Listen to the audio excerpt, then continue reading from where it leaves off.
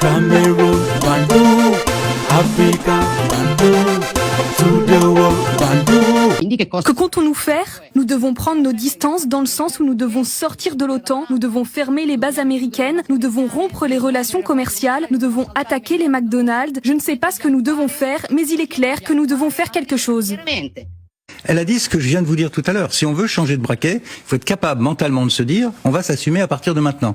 Mais pas on au sens de Madame von der Leyen qui fait la grande chef de guerre mais que personne n'a élu. C'est pas elle qui va faire tuer les gens. Il faut que chacun des grands pays européens décide que le moment est venu de se reprendre en main, donc de redécouvrir ce qu'était la puissance. Avant ce système très particulier qu'ont été ces 80 années de protection américaine quasi gratuite, très confortable, pendant laquelle nous, qu'est-ce qu'on a fait? On a fait l'Europe, on a fait Schengen, on a fait... Vous pleurez pourquoi?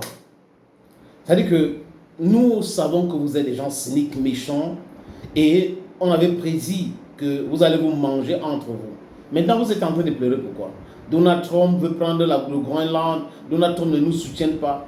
Dans la bêtise ou dans la mafia, à un moment donné, il y a l'anthropophagie qui est pratiquée. Des gens bouffent les autres, les plus forts bouffent les plus faibles.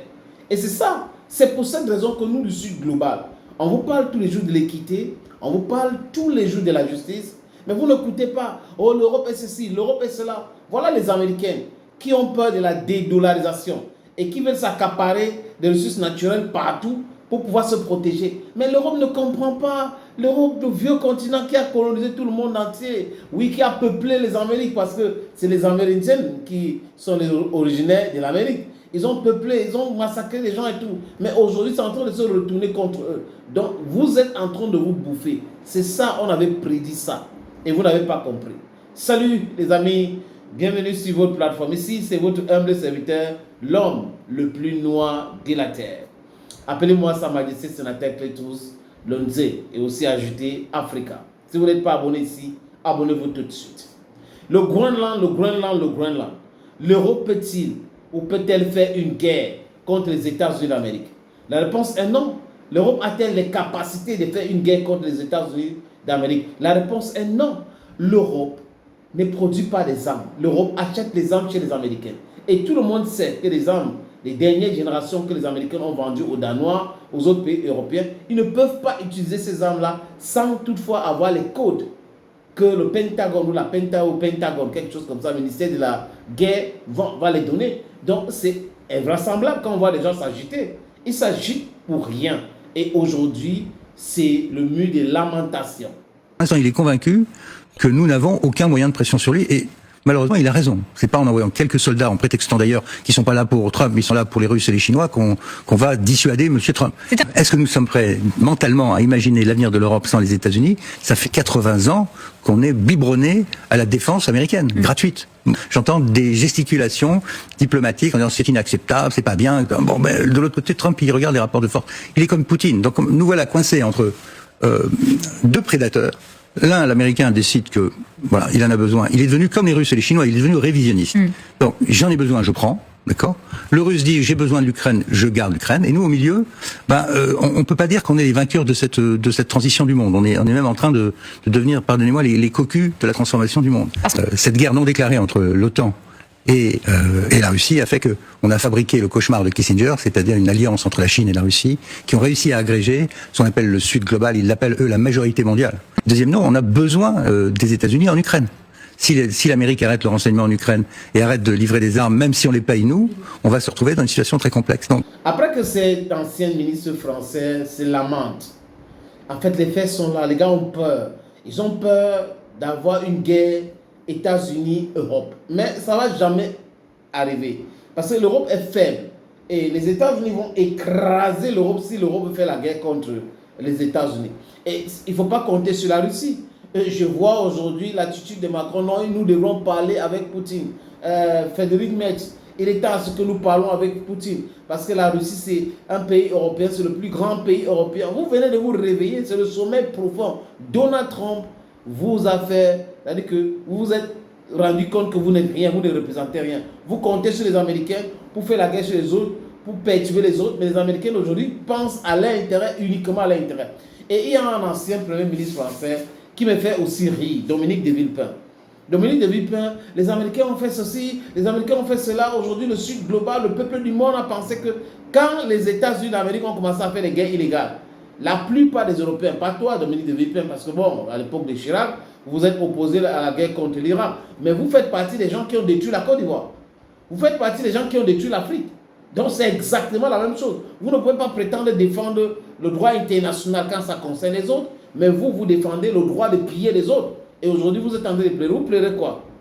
Les États-Unis sont en train de mettre à bas un soft power, une capacité d'influence à travers le monde qu'ils ont mis un siècle à construire. Du jour au lendemain, le discrédit est jeté sur les États-Unis. Et les États-Unis apparaissent aujourd'hui dans toute l'Amérique latine et dans le monde entier, et en particulier sur global, comme un pays qui recolonise un continent. Vous savez, la prédation, elle conduit à vous placer l'étiquette de pays colonial, et ce n'est pas la meilleure étiquette aujourd'hui quand on connaît le nationalisme sud-américain, et en particulier le nationalisme vénézuélien, parce qu'il faut redire quelque chose de très simple. Les États-Unis, pour le moment, ils ont fait la chose la plus simple, la partie la plus simple au Venezuela. Ils ont fait une opération militaire. Mais l'opération politique, elle est diablement plus compliquée. Oui, ben on voit qu'il n'y a plus de soldats au Venezuela et on ne sait pas. Et ils n'ont aucune idée de la stratégie. Le vice-président de Maduro a repris le pouvoir. Et ils ont décidé de composer avec le régime en place, ce qui complique les choses. Il faut assurer la sécurité, la stabilité. Il faut répondre à l'impatience des Vénézuéliens qui ont souffert pendant toutes ces années, les 8 millions qui attendent de rentrer. Donc la tâche est immense.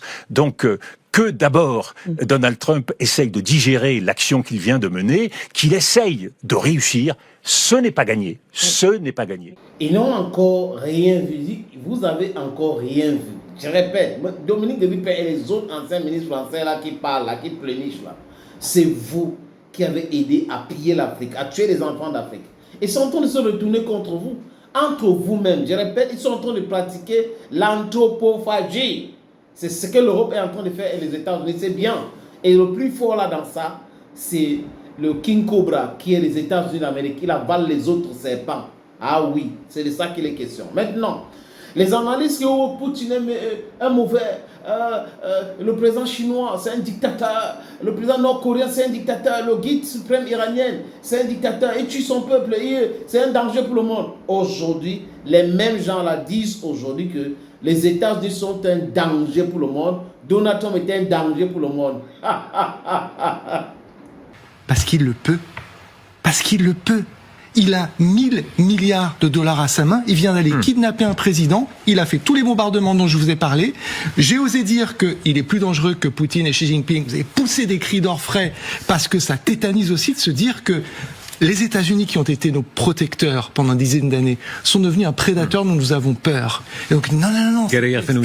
Les Européens, en disant ça, ont accepté de se démembrer militairement. Ils ont accepté d'acheter des F-35. Ils sont soumis à la NSA. Et ils ont baissé leur niveau en disant, regardez ces Américains avec leur obsession guerrière, on n'a pas besoin de ça. Dans sa dernière stratégie de sécurité écrasé nationale. encore plus. Oui, mais elle a décrété que désormais, les États-Unis sont passés dans la Ils achètent comme des F-35. En tout cas, regardez la puissance américaine qui est en train de monter encore, pendant que les Européens sont très en dessous toujours des objectifs. Après de longues et difficiles négociations avec des sénateurs, des élus, des ministres et d'autres responsables politiques, dit Trump, j'ai déterminé que pour le bien de notre pays, surtout en cette période très agitée et dangereuse, notre budget militaire pour l'année 2027 devrait être de 1500 milliards de dollars, c'est ce que vous disiez qu'à la guerre, et non pas de 1000 milliards de dollars. Écoutez de quelle façon l'impérialisme américain, bon ou mauvais, chacun est juge encore une fois, revendique d'être maintenant encore davantage la meilleure armée du monde. C'est Trump qui parle. L'élément qui suit, les amis, m'a fait rire. C'est un reportage du nombre de soldats, comment les Européens se mobilisent pour aller à Groenland. Le premier ministre groenlandais a dit qu'il y a des manifestations par-ci par-là. On a envoyé 15 soldats pour aller repérer, pour envoyer ceci, envoyer cela. La France ne peut pas faire une guerre contre les États-Unis d'Amérique. L'Allemagne ne peut pas faire une guerre contre les États-Unis d'Amérique. Aucun pays européen ne peut faire une guerre contre les États-Unis d'Amérique. Donc vous êtes dans le non-sens total. Les Européens en ordre de bataille. 22h30 hier, un avion militaire danois atterrit à Nuuk, la capitale du Groenland. À bord, plusieurs dizaines d'hommes qui s'installent au quartier général du commandement arctique. Dans la foulée, la France envoie 15 militaires pour une mission de reconnaissance et pour préparer l'arrivée d'effectifs plus importants. Au Groenland, territoire autonome du Royaume de Danemark, les Européens ont une responsabilité particulière. Car ce territoire appartient à l'Union européenne, car ce territoire est aussi celui d'un de nos alliés de l'OTAN. C'est la 27e brigade d'infanterie de montagne, ici à l'entraînement, qui a été désignée pour cette opération. Des militaires spécialisés dans la prévention et la projection en conditions climatiques extrêmes, habitués des opérations à l'étranger, dont le Kosovo, l'Afghanistan ou le Tchad. Ils seront appuyés par des moyens aériens et maritimes français, de quoi rassurer les Groenlandais rencontrés ce soir. Je pense que c'est bien de savoir qu'on a des alliés et que quelqu'un est prêt à nous défendre. C'est bien ces soldats venus d'Europe. Ça montre qu'on est tous ensemble. D'autres États européens vont rejoindre les 15 soldats français avec des effectifs pour l'instant symboliques. L'Allemagne 13 hommes, la Suède 3, la Norvège 2, les Pays-Bas 1. Le but, envoyer un signal à Donald Trump qui dispose déjà d'une base au Groenland avec 150 soldats et lui montrer que l'Europe sait défendre son territoire. Nos mouvements de forces militaires, aussi peu nombreuses soient-elles, symboliquement assurent au Groenland une protection européenne. Ce renforcement militaire européen intervient au lendemain d'une rencontre à Washington entre les chefs de la diplomatie du Danemark et du Groenland et leur homologue américain, d'où ils sont ressortis perplexes. Nous n'avons pas réussi à changer la position américaine. Il est clair que le président a la volonté de conquérir le Groenland.